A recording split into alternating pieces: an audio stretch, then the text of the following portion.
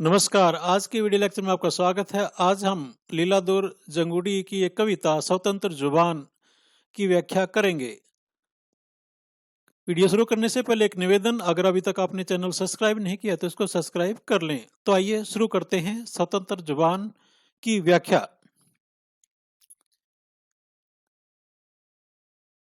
इस कविता के माध्यम से कवि स्वतंत्र जुबान के महत्व को रेखांकित करना चाहता है कि जिस प्रकार से आज का जो वर्तमान काल है और बहुत सारे दबावों के बावजूद व्यक्ति अपनी मन की बात को नहीं कह पाता, सच्ची जुबान नहीं बोल पाता, तो उसकी किस प्रकार से उसके मंतव्य हो सकते हैं, उसी के बारे में ये कविता है। मेरी कल्पना में एक ऐसा भी दृश्य आया कि आत्मा के खोजी कुत्ते सफेद रंग को घसीटकर ला रहे थे और सफेद रंग के काले खून में घुसे हुए पक्ष और विपक्ष बाहर न आने के लिए छटपटा रहे थे। यह कवि कहना चाह रहा है कि मेरी कल्पना में एक ऐसा दृश्य आया है कि जो मेरी आत्मा के जो कुत्ते हैं, यहाँ पर खोजी कुत्ते कहा गया है कि क्योंकि आदमी की जो आत्मा है वो कुछ न कुछ कुरेदती रहती है, खोजती रहती है। व्यक्ति को कदम कदम पर वो कुछ बोलती है, सच्चाई से अवगत कराती है। और वही आत्मा के जो खोजी कुत्ते हैं वो सफेद रंग को घसीट कर ला रहे थे और सफेद रंग के काले खून में घुसे हुए पक्ष और विपक्ष बाहर न आने के लिए छटपटा रहे थे। ये देखिए, खोजी कुत्ते सफेद रंग को घसीट ला तो रहे थे, सफेद रंग को घसीट कर, लेकिन उसके अंदर कैसा था? काला खून था। और काला खून यानी बुराई का खून है, भ्रष्टाचार का खून है। और उसमें कौन घुसे हुए थे? पक्ष और विपक्ष। आप इसे राजनीतिक तौर पे भी समझ सकते हैं और अपने स्वयं के तौर पे भी समझ सकते हैं कि जिस प्रकार से हमारे भी दो पक्ष होते हैं। एक उजला पक्ष होता है, एक हमारा अंधेरे का पक्ष होता है, एक हम सच्चाई के रास्ते पर होते हैं और कहीं ना कहीं हमारे अंदर कमजोरियां भी होती हैं। इसी प्रकार से लोकतंत्र के अंदर भी पक्ष और विपक्ष होते हैं और वो बाहर न आने के लिए छटपटा रहे थे। क्यों?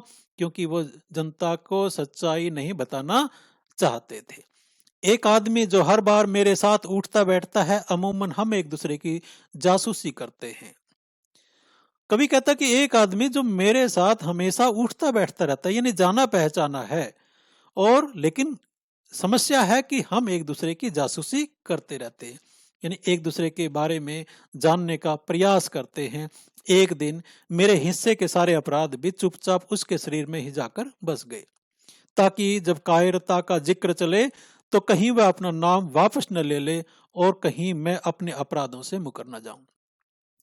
कवि कहता कि हम एक दूसरे की जासूसी तो करते हैं, लेकिन एक दिन हुआ क्या कि मेरे हिस्से के जितने अपराध थे, जितने पाप थे, वो चुपचाप जो मेरे जो साथी था उसके शरीर में जाकर बस गए।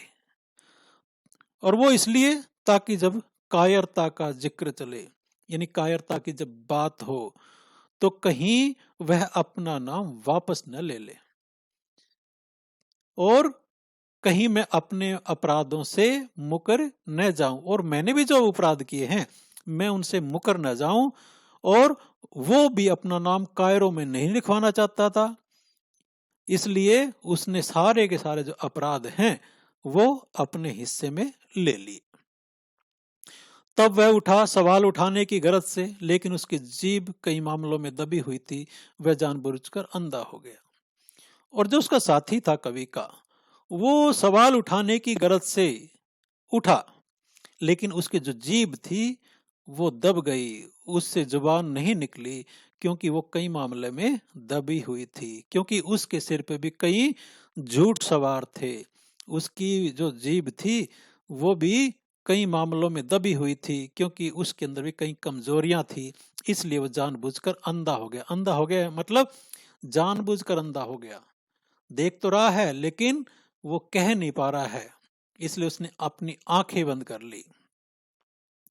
क्योंकि अगर वह सवाल उठाता है तो फंसता है, जब वह चुप बैठ गया तो दिखाई नहीं दिया। कभी कहता है जब अगर वो सवाल उठाता है, यानी सच्चाई के पक्ष में खड़ा हो जाता है तो वो फंसता है, क्योंकि उसने भी कई पाप कर रखे हैं। लेकिन अगर वो चुप बैठ गया तो दिखाई नहीं दिया, और अगर व्यक्ति चुप बैठ जाता है तो दिखाई नहीं देता, क्योंकि आज के जमाने में जब बोलेगा कोई व्यक्ति तभी दिखाई देगा, तभी उसकी गिनती होगी। और वो कैसे दिखाई नहीं दिया? पानी में बैठे हुए पत्थर की तरह। मैं भी दबा दबा देखता रहा कि कौन कितने पानी में है। कभी कहता कि वो इस तरह दिखाई नहीं दिया, यानी ऐसे चुप बैठ गया और दिखाई नहीं दिया जैसे पानी के अंदर पत्थर बैठ जाते हैं।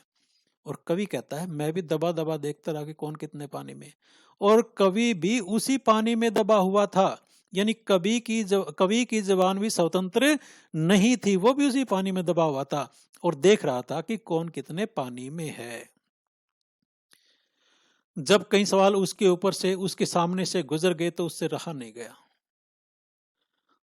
और जब उसका कवि का साथी था, वो पानी के अंदर जो बैठा हुआ था, दबा हुआ था, और उसके ऊपर से कई सवाल चले गए, लेकिन उसके सामने से गुजर गए तो उससे रहा नहीं गया।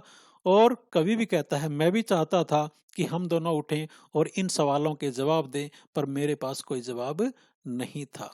कवि कहता कि मैं हम दोनों चाहते थे, उसका साथी भी, यहाँ उसका साथी कवि की आत्मा से भी हो सकता है, उसका साथी और वो कवि दोनों चाहते थे कि हम दोनों उठें और इन सवालों के जवाब दें, लेकिन उनके पास कोई जवाब नहीं था।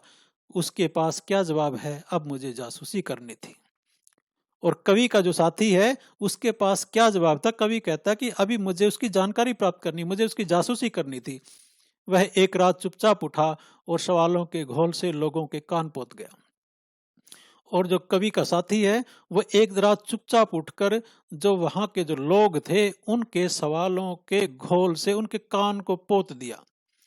यानी बहुत सारे जो सवाल हैं वो उठा दिए, कान पोत देने, यानी बहुत सारे सवाल उठा दिए, जबकि लोगों के भीतर पहले से ही बहुत से सवाल थे। यानी लोगों को, जिनके कानों को वो घोल से पोत गया था, सवालों के पोत से, तो उनके पास पहले से ही बहुत सवाल थे जिनके उनको जवाब नहीं मिल रहे थे। उसकी जुबान से लोगों ने कुछ नहीं सुना, मगर जब लोगों ने के कान बहुत रंग गए तो वह दूर दूर तक कहीं दिखाई नहीं दिया। और उसकी जुबान से लोगों ने कुछ नहीं सुना, लेकिन जब लोगों के कान बहुत रंगे, कान बहुत रंगे यानी लोगों ने बहुत कुछ सुन लिया, बहुत चुगली सुन ली और बहुत इस प्रकार की चीजें सुन ली, तो वह दूर दूर तक दिखाई नहीं दिया। यानी बहुत कान उसने लोगों के भर दिए। तब उन्होंने अंदर ही अंदर मुंहमारी शुरू की और सारा नगर अपनी जुबान से कुतर डाला। तब उन्होंने अंदर ही अंदर मुंहमारी यानी कानाफूसी से करनी शुरू कर दी और सारे नगर को अपनी जुबान से कुतर डाला। यानी सारे नगर में इसी बात की चर्चा होने लगी और अंदर ही अंदर वो चर्चा होनी शुरू हो गई। अब चारों ओर उड़ रहे थे संशय और अफवाहें, और अब चारों तरफ इसके कारण चारों तरफ अफवाहें उड़ रही थी और अलग अलग चर्चाएं चल रही थी, अलग अलग संशय प्रकट किए जा रहे थे। अचानक उसने मेरे चारों ओर देखा, सारे सवाल टुकड़ों में उड़ रहे हैं, और उसने देखा कि मेरे चारों ओर, कवि के चारों ओर जो सवाल थे वो टुकड़ों में उड़ रहे हैं, असली सवाल का कुछ पता नहीं चल रहा। तब वह फिर उठा और मैं उसके चारों ओर फैला हुआ बेचैन हो रहा था। और कवि कहता कि मैं तब उठा और मैं उसके तरफ चारों तरफ फैल गया था, लेकिन वो बेचैन हो रहा था। उठते उसने ये तय किया ताकि कल उसकी जुबान कहीं पकड़ी न जाए, तो पहले से ही कई मामलों में जो दबी हुई है, इसलिए हर एक आदमी के पास एक स्वतंत्र जुबान होनी चाहिए जिससे वह स्वतंत्र बात कह सके। और उसने उठते ये तय किया कि कल कहीं उसकी जुबान पकड़ी न जाए यानी कल इसने इस प्रकार का कुछ बोला था उससे डर के कारण, जो पहले से ही कई मामलों में दबी हुई थी। यानी कई बार पहले भी वो अपनी सही बात नहीं कह पाया था, स्वतंत्र जुबान नहीं चला पाया था। इसलिए हर आदमी के पास एक स्वतंत्र जुबान होनी चाहिए जिससे वो एक स्वतंत्र बात कह सके, ताकि कल टहलने के लिए भी एक आड़ हो कि कोई बताए अगर मैंने यह बात मैंने अपनी जुबान से कही हो।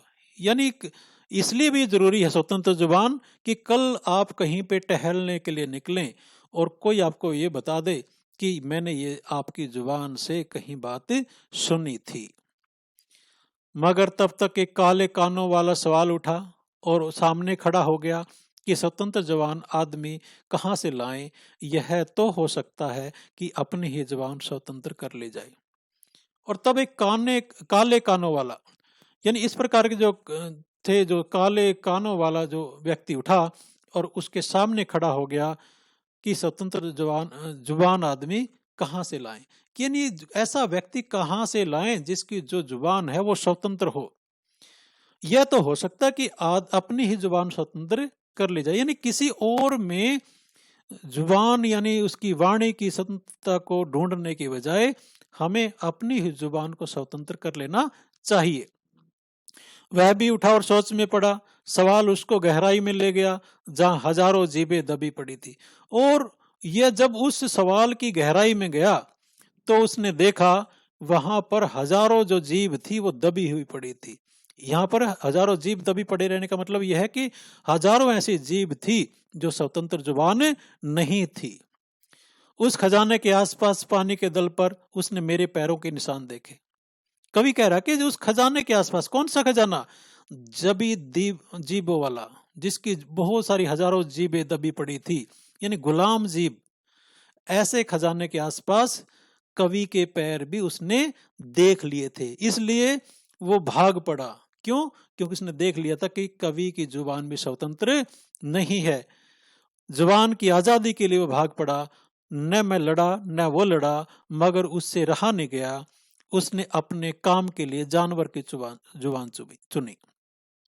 वो कहता कि न स्वतंत्र जुबान के लिए मैं लड़ा न वो लड़ा, लेकिन उससे रहा नहीं गया और उसने क्या चुना?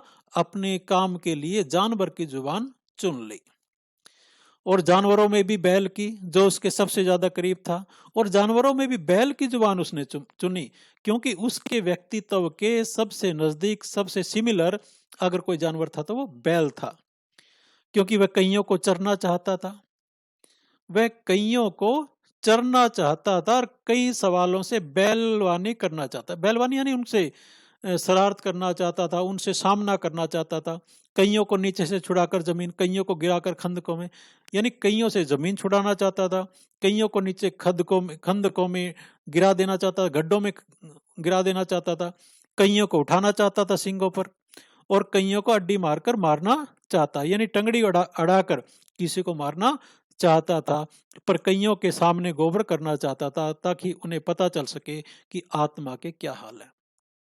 यहाँ पर कवि कह रहा कि कईयों के सामने, कईयों को तो मारना चाहता था, लेकिन कईयों के सामने वो गोबर करना चाहता था ताकि उन्हें पता चले कि आत्मा के क्या हाल है, यानी आत्मा भी सड़ चुकी है, क्योंकि गोबर जैसी वस्तु के साथ उसकी तुलना करना चाहता है।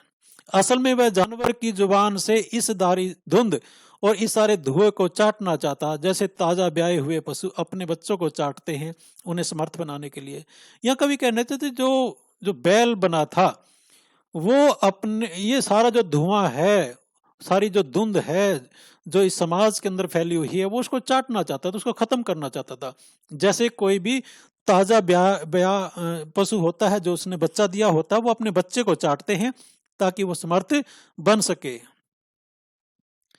अभी वह कुछ नहीं बोला था, तभी मैंने महसूस की जानवर की जुबान जो उसने स्वतंत्र बोलने के लिए लगा ली थी सड़ने लग गई है, और लोग कहने लगे हैं जिनके कान पहले से बहुत रंगे थे, वह अपनी जुबान से एक समकालीन दुर्गंध फैला रहा है। लेकिन वो कुछ बोला नहीं, लेकिन कवि ने उसकी जानवर की जुबान को महसूस कर लिया था जो कि उसने स्वतंत्र बोलने के लिए लगा रखी थी। और वो जुबान कैसी थी? वो सड़ने लग गई थी, और लोगों ने भी कहना शुरू कर दिया था कि जिनके कान पहले ही बहुत रंगे हुए थे, यानी बहुत वो झूठ बोल चुका था अपनी जुबान के कारण, लेकिन वह अपनी जुबान से एक समकालीन दुर्गंध, एक बदबू फैला रहा है। सवालों की भीड़ में अब तक जो नहीं थे, कुछ नए सवाल उठे, यानी सवालों की भीड़ में जो अब तक कहीं भी नहीं थे, कुछ ऐसे भी नए सवाल उठे। इसकी जुबान ठीक करो, या तो यह अपनी जुबान अपने पास रखे। किसी ने कहा इसकी कोई जुबान नहीं, जब इसे कहना कुछ और करना कुछ होता है तो यह इसी तरह अपनी जुबान बदल लेता है। लोग कहने लगे कि इसकी जुबान ठीक करो, और या तो ये अपनी जुबान को अपने पास रखे, और जब इसे कोई कहना कुछ और होता है, करना कुछ और होता है, तो इसी तरह अपनी जुबान बदल लेता है। यहाँ कवि कहना चाहता है कि हमारी एक जुबान नहीं है, हमारी एक दशा नहीं रहती। हम इधर भी चलना चाहते हैं और उधर भी चलना चाहते हैं, यानी दोनों हाथों में लड्डू रखना चाहते हैं। यानी जब बंद जुबान से काम चलता है तो बंद कर लेते हैं, और जब फायदा स्वतंत्र जुबान की बात आती है तो स्वतंत्र बोलने का प्रयास करते हैं। अपनी सड़ी हुई स्वतंत्र जुबान को लेकर फिर वह उठ नहीं सका और असली जुबान से कुछ कह नहीं सकता था, इसलिए कि खामोखा क्यों फंसा जाए। यहाँ पर कवि कहना चाहता है कि जो अपनी वो सड़ी हुई स्वतंत्र जुबान को लेकर वो फिर उठ नहीं सका, क्योंकि वो जुबान उसकी नहीं थी, और असली जुबान से कुछ कह नहीं सकता था कि क्यों खामोखाम फंसा जाए। यानी वो फंसने से डरता था, उस डर के कारण वो अपनी असली जो जुबान थी उससे कुछ नहीं कह सकता था। वह मेरे पास आया, मैंने उसे नहीं कहा कि तुम्हारी नकली जुबान सड़ गई है, मैंने कुछ और ही कहा। मित्र इन दिनों सबने अपनी असली जीभ का इस्तेमाल करना बंद कर दिया है, कोई भी कुछ कहकर फंसना नहीं चाहता। और कवि कहता कि वो मेरे पास आया, लेकिन जो कवि है उसने भी उससे कुछ नहीं कहा कि उसकी जुबान सड़ गई है या किसी प्रकार, लेकिन उसने कहा कि मित्र एक दिन इन दिनों सबने अपनी जो असली जीभ है उसका इस्तेमाल करना बंद कर दिया। यानी कोई भी अपने दिल की जो सच्चाई है वो नहीं कहता, और सिर्फ इसी करके नहीं कहता कि कहीं वो फंस ना जाए। क्योंकि अब तुम्हारे बारे में सवाल सिर्फ इतना ही नहीं रह गया कि आदमी कौन है, बल्कि सवाल यह भी है कि इसकी असली जुबान कहाँ है। कभी कहता कि तुम्हारे बारे में इतना ही सवाल नहीं रहेगा कि आदमी कौन है, ये आदमी कौन है, इसका मतलब यह है कि जब तक आप अपनी जबान नहीं बोलते, स्वतंत्र जबान नहीं होती, तब तक आपकी पहचान है वो भी संदेहास्पद हो जाती है। बल्कि सवाल यह भी है कि इसकी असली जुबान कहाँ है। पिछली बार यह सन 1974 है, इसलिए यह सन 1974 है। पिछली बार सन 47 में केवल 4 थे बाईं ओर। और ये देखिए राजनीतिक क्षेत्र के द्वारा भी इसको कविता को समझा जा सकता है कि 1974 में इंदिरा गांधी की सरकार थी, और 1975 या 76 में वो इमरजेंसी डिक्लेयर हो चुकी थी, और 1947 से इसकी तुलना की गई है कि 47 इसमें 7 इधर है 4 इधर है, लेकिन 47 में 4 इधर है 7 इधर है, बाएं है और दाएं है। तो उसने बोले वो ज्यादा नहीं बदला, केवल 4 थे बाईं और 47 में, और 7 दाईं ओर थे, और अब की बार 7 दाईं ओर हैं और 4 बाईं ओर हैं। इस समय इस बात का बहुत बड़ा मतलब है कि आपके क्या विचार हैं। यानी ऐसा जमाना था ये कि जब कोई भी अपनी स्वतंत्र जुबान नहीं खोल सकता था, और इसका बड़ा मतलब था कि आपके विचार क्या है। यानी पॉलिटिकली डिवाइड बहुत थे लोग। अब देखना यह है कि जो दबी हुई है कहीं वह हमारी जुबान तो नहीं है, और इस तरह हम दोनों के पास एक होने के अलावा कोई दूसरा अंक नहीं था। और कवि क्या कह रहा कि मैं और जो मेरा दोस्त थे, मेरा मित्र थे, ऐसा हमको लगा कि जो जुबान दबी हुई है वो कहीं हम दोनों की तो नहीं है, कि हमारी दोनों की जुबान तो नहीं है जो दबी हुई है, और इसके लिए हम दोनों को एक होने के सिवाय दो अंक नहीं था, यानी कोई उपाय नहीं था, हम दोनों को एक होना था, क्योंकि हम दोनों की जुबान स्वतंत्र नहीं रह गई थी। तो ये कविता थी स्वतंत्र जुबान, जिसमें आपकी जो ख्यालात हैं, आपके जो विचार हैं, उनकी स्वतंत्रता की बात की गई है। और जब आप स्वतंत्र विचारधारा आपकी नहीं होती तो आपकी पहचान के ऊपर भी प्रश्न चिन्ह लग जाता है। आशा ये कविता आपको समझ में आई होगी। आपका धन्यवाद। जय हिंद, जय भारत।